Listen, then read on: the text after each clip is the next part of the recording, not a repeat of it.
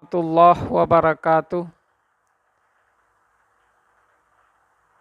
Alhamdulillahi rabbil alamin wal aqibatu lil muttaqin wassalatu wassalamu ala asrafil anbiya'i wal mursalin wa ala alihi wa ashabihi rasulillahi ajmain.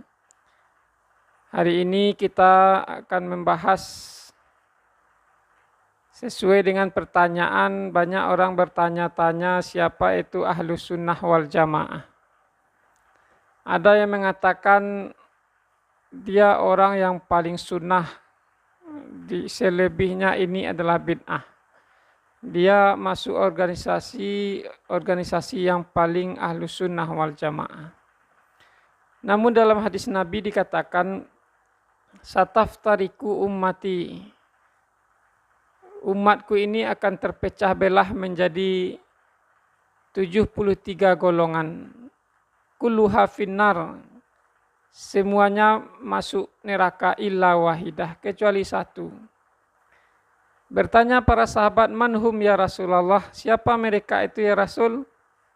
Rasul mengatakan, ma ana alaihi wa ashabih, siapa yang mengikutiku dan mengikuti para sahabatku, dialah ahlu sunnah wal jamaah. Namun menurut Ibnu Mas'ud, Ahlus Sunnah wal Jamaah itu tidak hanya dia itu berjamaah bersama-sama. Kata Ibnu Mas'ud, muwaffakan bil kitabi was sunnah wa in kunta wahdah. Barang siapa yang ketika dia sesuai dengan Al-Quran dan Sunnah, walaupun dia dalam keadaan sendirian, maka dialah ahlu sunnah wal jamaah. Tidak harus ikut organisasi ini, organisasi itu, dikatakan ahlu sunnah wal jamaah. Tapi kalau dia sedang sendirian, sesuai amalannya dengan Al-Quran dan Sunnah, maka dia disebut ahlu sunnah wal jamaah. Nah, dalam hadis Nabi dikatakan, bada'al Islam ghariban wa yasuddu ghariba fatuba lil ghuraba. Pada mulanya Islam itu asing dan dia akan kembali asing, dan berbahagialah orang-orang yang dianggap asing.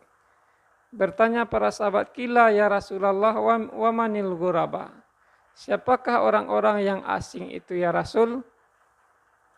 Rasul mengatakan, iza salihat fasadan nas, ketika dia memperbaiki manusia, yang manusia itu keadaannya dalam keadaan rusak. Namun kenapa kita harus berjamaah? Harus bersama-sama. Karena dalam berdakwah ini tidak hanya bisa dengan sendiri. Kita harus berjamaah dalam berdakwah. Karena para ulama mengatakan al-haqqu bila nizam yaglibuhul batil bin nizam. Kebenaran yang tidak terorganisir akan dikalahkan oleh kebatilan yang terorganisir. Makanya dalam berdakwah itu harus bersama-sama. Makanya disebut dengan jamaah. Al-jam'atul rahmah wal furqatul azab. Berjamaah itu adalah rahmah, berpecah belah itu adalah azab. Lantas siapa itu para sahabat? Selain mengikuti Rasul, Al-Quran dan mengikuti para sahabat, Rasul mengatakan fa'alaikum bisunnati wa sunnati khulafaur rasyidin. Ikutilah sunnahku dan sunnah khulafaur rasyidin. Siapa itu sunnah khulafaur rasyidin? Zaman Utsman bin Affan membukukan Al-Quran. Itu bukan bid'ah tapi sunnah.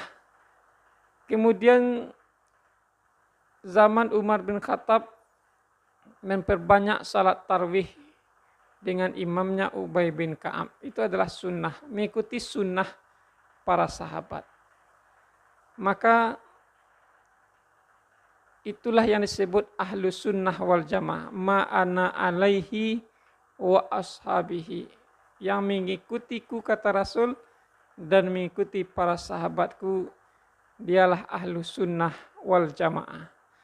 Demikian, terima kasih. Assalamualaikum warahmatullahi wabarakatuh.